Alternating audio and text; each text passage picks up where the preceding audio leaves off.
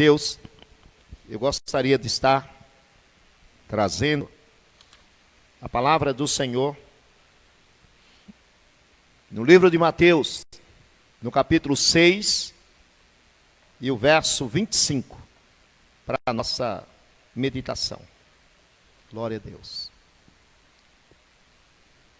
Se você quiser ficar de pé, não é, Daniel? Em reverência à palavra de Deus. Glória a Deus. Depois você senta. Louvado seja Deus. A palavra do Senhor nos diz em Mateus capítulo 6 e o verso 25. Por isso vos digo, não andeis ansiosos pela vossa vida, quanto ao que haveis de comer ou beber, nem pelo vosso corpo, com o que haveis de vestir. Não é a vida mais do que o alimento e o corpo mais do que as vestes? Observai as aves dos céus, não semeiam, não colhem, não ajuntam em celeiros, contudo o vosso Pai celestial as sustenta. Porventura não valeis vós muito mais do que as aves? Que Deus em Cristo aplique esta leitura em nossos corações até o verso de número 26. Pode sentar. Aleluia. Iremos meditar na palavra do Senhor. Hoje é sexta-feira, culto de oração. Eu louvo a Deus por você que está aqui. A família da Elizabeth, né, a Rosana, a Sofia, o Daniel, e o Pedro, o Tiago e o João, claro, né? Eu achei que só estava o Pedro e o Tiago, mas aí chegou o João e completou os 3 barquinhos, os 3 discípulos no barquinho. Eu quero saudar também a você que está na live conosco. Nós temos tido lives abençoadíssimas na presença de Deus. Deus tem dado uma visão, uma revelação tremenda em nossas lives, e nós celebramos a Deus por isso. O tema desta noite é ansioso. Ansioso. Quarta-feira eu disse que aqui não tinha ninguém ansioso, e eu acho que eu errei, não é? Porque todos nós somos ansiosos, né, Sofia? Ansiosos. O que é ansiedade, igreja? Vamos dividir a palavra, verso 25. Vamos dividir a palavra ansioso. É um substantivo composto de 2 palavrinhas do grego, quer dizer ansiar, desejar. Ansiar, eu desejo, eu almejo. E idade, né? Idade ou idade é o tempo. Eu desejo abreviar o tempo. A palavra etimológica para ansiedade é o desejo da abreviação do tempo, ou do encolhimento do tempo.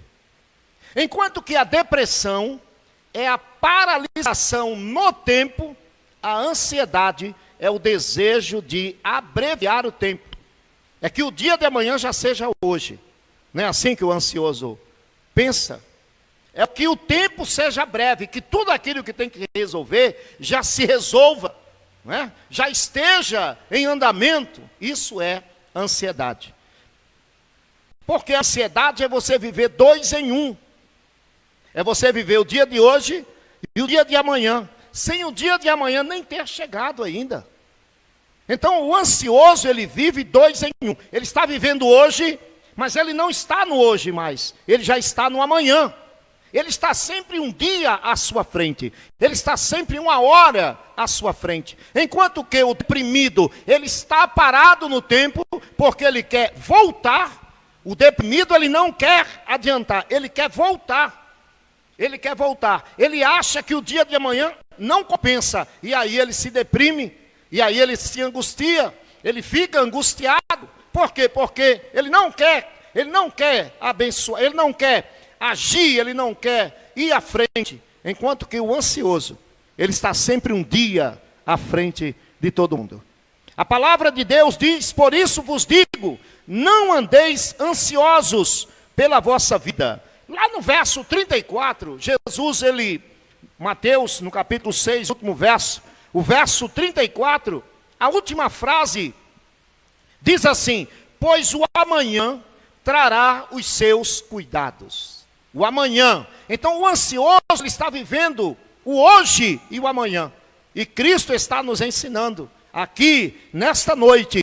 Por isso vos digo, não andeis ansiosos pela vossa vida. Desejar a vida, desejar os bens, não é pecado. O pecado é você perder o controle dos seus desejos. Você entendeu, Rosana? Você não é ansiosa. Não. De jeito nenhum. Pastora Maria também não é ansiosa. Pastor Fernando também não é ansioso. Só um pouquinho.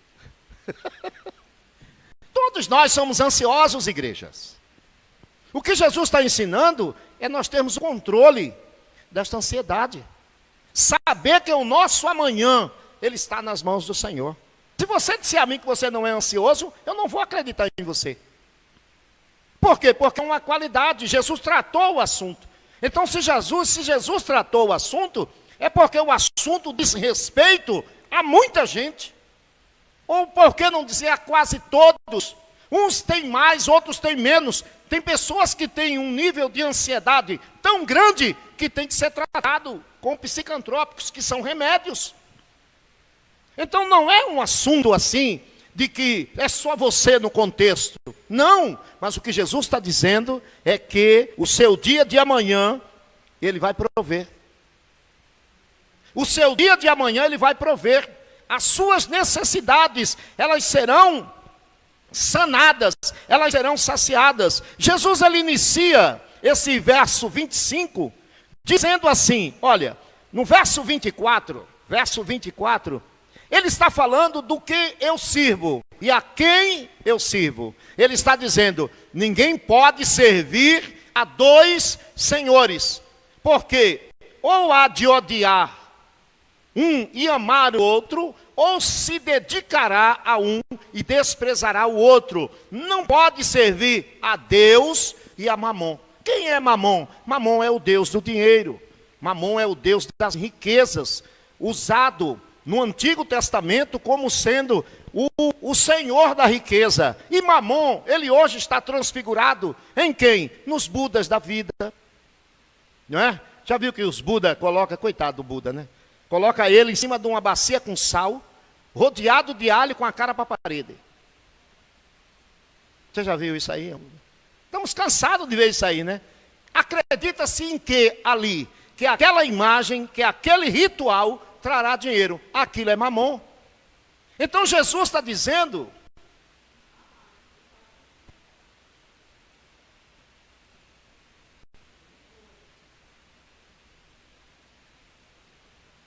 Então Jesus está dizendo que nós não podemos servir a dois senhores. Então eu sirvo a Deus, você também serve ao Senhor.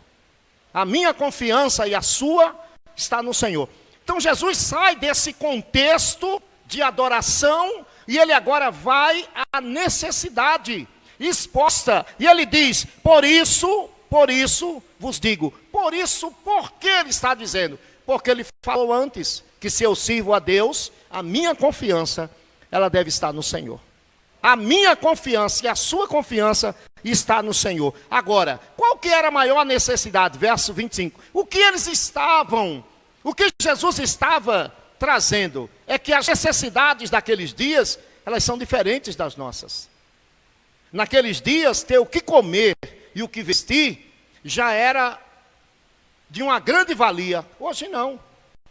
Hoje você tem o que comer, o que vestir, mas o que você está desejando é outras coisas. Você está desejando uma casa melhor, um carro melhor, um emprego melhor. Então, as necessidades dos dias de Jesus eram umas, mas as necessidades dos nossos dias são outras, são mais exacerbadas, são maiores. Por quê? Porque nós queremos algo maior. Nós já temos o que comer e o que vestir.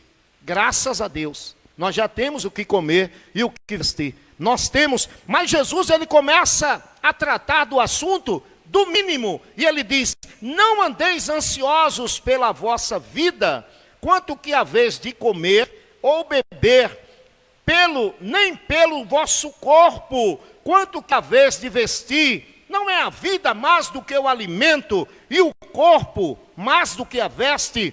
Então ele está falando de valores. de valores. A minha casa, ela não é maior do que eu. O meu carro, ele não é maior do que eu. Por quê? Porque não é o corpo, olha, não é a veste, não é o corpo maior que a veste. Então a minha casa, as minhas necessidades, hoje, elas não podem ser maior do que a minha esperança no Senhor. Não pode ser maior do que a necessidade que eu tenho de servir ao Senhor.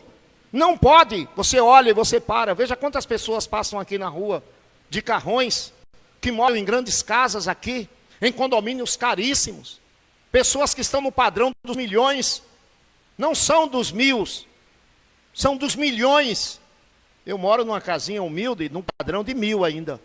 Mas tem pessoas que moram aqui no padrão de milhões. Não é nem de 1 milhão, são de milhões. E aí você começa a ver que como a casa, como o padrão, o status é maior do que a vida, em algum momento ele quer tirar a vida. Porque a vida não tem valor nenhum. É isso que Jesus está dizendo. É isso que o Senhor está dizendo. Que se eu valorizar mais o objeto do que a vida, eu vou sumir com a vida. Porque eu não vou conseguir alcançar o objeto, o alvo que eu desejo. E aí você para e você vê. Aqui na frente, aqui, para um minuto aqui na frente e fica olhando. Fica olhando os carros. Esses dias passou um carro aí que dava para comprar 5 carros do meu. Um só dava para comprar uns 5 ou 6. Astrinha. E o indivíduo está lá sozinho. Porque, olha, igreja, presta atenção. Você sabe que o homem compra um carro que tem 300 cavalos para andar sozinho? No máximo, outra pessoa no banco da frente. Você já viu o rico com um carro cheio? Não, ele anda sozinho. A esposa anda no carro sozinho. O filho anda no carro sozinho. Mas o carro dele tem 300 cavalos. Tem 170 cavalos, 200 cavalos, para um só andar. Não chega a trocar nem o pneu de estepe. Por quê? Porque o objeto é maior do que a vida. A vida para eles não vale nada. Porque se valesse, eles não queriam tirar a vida. Um dia nós fomos aqui, numa casa de um empresário aqui, ele morava num prédio do centro mais caro que tem em Araraquara. Na época que nós fomos lá, o prédio, o apartamento dele valia 2 milhões. Na época valia 2 milhões, um apartamento por andar. Sabe qual era a situação dessa família? Ele estava querendo se jogar da janela. E aí onde é que está? O valor das coisas, o valor dos objetos é maior do que o valor da vida. É isso que Jesus está dizendo. Porque se hoje você não tem, o Senhor pode te dar amanhã. Se hoje você não conseguiu ainda, amanhã você vai conseguir. Por quê? Porque você é superior. Você é maior do que os objetos que você está desejando. Se não chegou na sua mão ainda, vai chegar. É isso que Jesus quer dizer. Que a sua vida é maior do que a sua veste. Agora, a forma que aí nós temos agora, um outro atenuante aqui sério, é a forma do corpo. O culto ao corpo. Já observaram o culto ao corpo? O corpo, a forma do corpo é maior do que o próprio corpo. Por quê? Porque ele sacrifica o corpo por conta da modelagem do corpo. É o culto ao corpo, ou o que chamamos de antropoformismo. Antropos é o homem, a forma do homem. Então Jesus ele trata estes temas dentro exatamente disso aqui. Dentro deste tema, dessa temática aqui. Por quê? Por isso vos digo, não ande ansioso pela vossa vida. Quanto que haver de comer, de beber, ou o que vocês vão vestir? Pois não é a vida mais do que o alimento e o corpo mais do que a veste. Agora, por que Deus, ele cuida do corpo do homem? Porque é com este corpo que nós vamos nos apresentar ao Senhor. Segundo aos Coríntios, capítulo 5, verso 10. Presta atenção, porque Jesus trata do corpo com tanta ênfase. Segundo Coríntios, capítulo 5 e o verso de número 10, o Senhor Jesus, ele está instruindo agora pelo Espírito a São Paulo. Está procurando aí, pastora? Aleluia. Segundo Coríntios, capítulo 5 e o verso de número 10. Você vai entender por quê. Porque o corpo é maior do que a necessidade. Olha só o que diz o texto. Porque todos nós, todos devemos. Quem? Todos. Não está falando aí que é crente ou não crente, servo de Deus ou não. Todos. Por isso aí fecha a tese da reencarnação. Duas almas não incorporam o mesmo corpo. Os irmãos entenderam? Digam amém. Por quê? Porque um corpo só. Eu nasci com esse. É com este aqui que eu vou me apresentar ao Senhor. O tema diz, todos devemos comparecer não é antes, é diante, à frente do tribunal de Cristo. Para quê? Para que cada um receba, segundo o que tiver feito por meio do corpo, ou bem ou mal. Então, o corpo, você, é mais importante do que a veste, do que a moradia, do que a comida, do que tudo. É isso que Jesus está tratando, a importância, o valor das pessoas e não dos objetos. E não dos objetos. Ele diz aqui, agora ele dá essa introdução do verso 25. No verso 26, ele compara Mateus capítulo 6 e o verso 26, ele compara a nossa vida com as aves dos céus. E ele diz que as aves, elas não semeiam, não colhem, não ajuntam em celeiros. Contudo, o vosso Pai Celestial as sustenta. Porventura não valeis vós muito mais do que as aves? Você ficar ali parado ali, nessa área aqui de trás aqui, não quero ir muito longe, nessa área aqui de trás que tem muito verde, você vê muitas aves ali. Elas não têm horta, elas não têm lavoura, mas elas se alimentam todo dia. Elas não reclamam. O Senhor dá o cardápio delas todo dia. Todo dia. Se o cristão, amados, o que Jesus está dizendo aqui para nós, dentro desse ensinamento, é que se nós vivermos a palavra, nós seremos alimentados e não teremos falta de nada. Agora, deixa eu explicar por quê. Porque nós temos muito mais do que precisamos. Nós queremos viver com muito mais do que nós precisamos. Eu vivi em uma época da minha vida caminhando com os índios. E deixa eu explicar para vocês como é que é a antropologia indígena. Lá no Roraima, em Rondônia, né? Tem muito índio lá, não tem? A volta lá, não sei se vocês tinham contato lá com alguns, mas é impossível viver num lugar que tenha, que a gente não os encontre. Eu ia para dentro das tribos, fazer culto, pregar, Águas Belas, fica na fronteira, na divisa entre Pernambuco e Bahia, uma região chamada Águas Belas, lá tem muitos índios, e também no norte do Brasil. Como eles vivem? Eles fazem o seguinte, eles vão no rio, eles pescam um peixe, e eles comem. Nós vamos lá no mercado, compramos 10, comemos um, guardamos 10. Eles vão lá na horta, eles tiram uma fruta para eles comer. Nós tiramos um balaio, um cesto cheio. Não é assim que nós vivemos? Por quê? Porque nós temos e queremos muito mais do que precisamos. Muito mais do que precisamos. Então, o Senhor Jesus, Ele não ensina somente o caminho para o céu, mas Ele nos dá também a diretriz de como vivermos melhor. Como vivermos melhor. O Senhor tem o melhor para a nossa vida. O Senhor tem o melhor para a nossa história.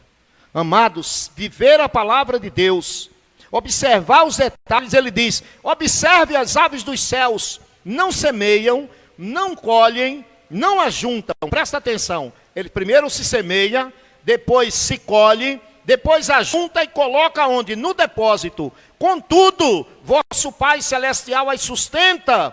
Porventura não valeis vós muito mais do que as aves dos céus? Verso 27. Qual de vós? E agora parte do princípio, né? Ele está agora dizendo, qual de vocês, qual de nós, por mais ansioso que sejamos, consegue acrescentar um côvado ao curso da vida? Por mais ansioso que você seja, meu irmão, minha irmã, você não vai alongar a sua vida. É o que Jesus está dizendo. Pelo contrário, você pode diminuir, porque a ansiedade, ela vai diminuir a tua qualidade de vida.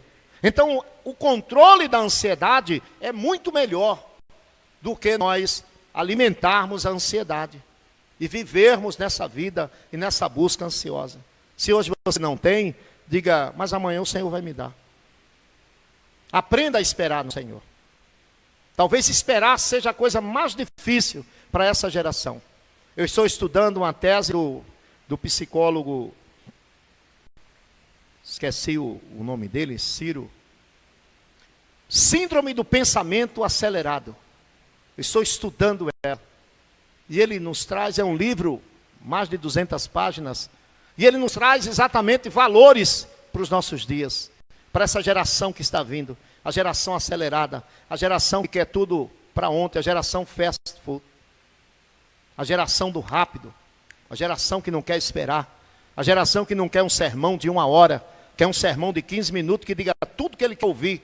E na igreja, a gente não escuta tudo o que a gente quer ouvir, a gente escuta o que a gente precisa ouvir. Talvez este se torne o único reduto de tratamento psicológico que haverá, será as igrejas dos homens sérios. Amém?